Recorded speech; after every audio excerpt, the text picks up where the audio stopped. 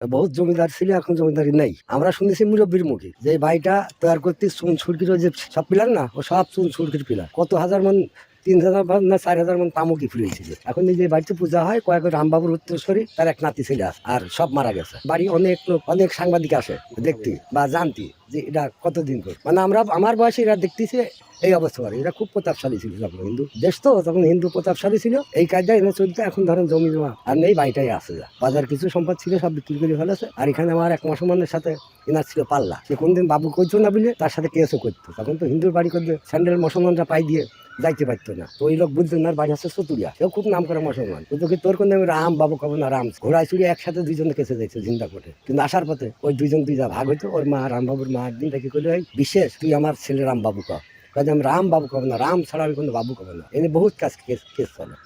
এদের এখন সেই ডাবরাব নেই, প্রতাপশালী এখন নেই।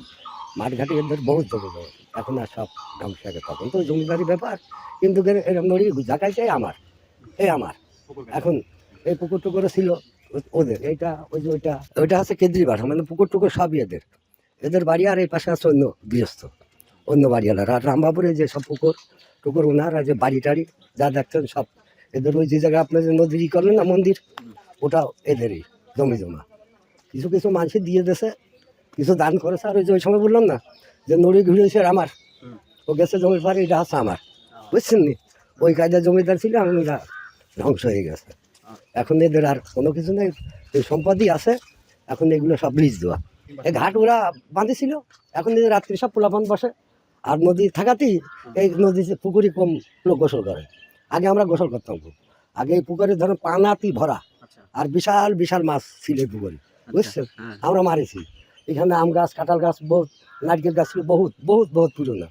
এই যে এখন পুকুর লিজ দিয়ে এই যে অবস্থার ওটাও না আগের।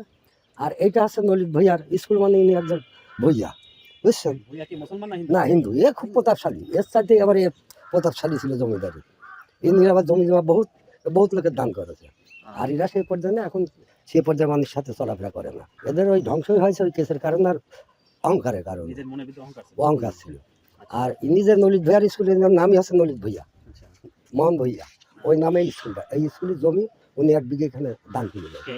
না না, এটার ওনার বাড়ি হচ্ছে ওইদিক পুরন বাড়ি, সেটাও একটা পুরন বাড়ি। ভুইয়ার বাড়ি কোথায়? এই তো পাশেই, ওই ভাটার ওই পাশে। দেখার মতো কোনো ঘর বাড়ি আছে? ওই পুরোনো বিল্ডিং, এরকম বিল্ডিং আছে, আছে মানে এরকম না, না অতটা না। কিন্তু সে খুব নাম করা লোক ছিল হিন্দু করে, প্রিয়া ছিল না, সব ভেঙেছিল মুসলমান তখন করিয়ে গেছে। ওই যে দেবদাস মজুমদার বাড়ি, তাদের খুব প্রতাপশালী, তাদের বহুত জমি। ওই ভুলুন দিয়া আপনার মোটামুটি শুল্কুয়া থানার তো ম্যাক্সিমাম জায়গায় এদের ললিত ভৈয়ার জমিদারি ছিল। আর এদের জমিদারি আগে ছিল, এখন নেই। এটা হচ্ছে আপনার হাতি চলতে, ইনি হাতিতে চলে বেড়াতেন।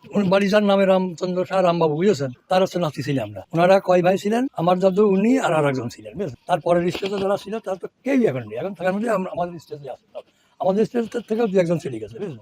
না, আমার তো সে আজকের কথা, 110 বছর আগের কথা।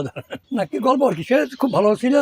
এখানে অনেক কিছুই সে করিয়েছে, এই অবদান আছে। যেমন ওইখানে ছিল রামগোপাল মন্দির, ওইটা আমাদের এই শীত থেকেই করা হয়েছিল। এদিক যে রাস্তা ছিল আগে, সে রাস্তাও উনি করেছিলেন। তার অনেক অবদান আছে। তাহলে আপনি রামবাবুর কি হন? হ্যাঁ, শুনি একটু। 4 পুরুষ চলে গেছে, এটা অনেক গল্প। আজ আমি এখন এই মুহূর্তে অবস্থান করছি ঝিনাইদহ জেলার শোলকুপা পৌরসভার মধ্যে অবস্থিত রামবাবুর জমিদার বাড়িতে। রামবাবু ছিলেন একজন জমিদার, আর তার জমিদারির কাজকর্ম সম্পূর্ণ করা হতো।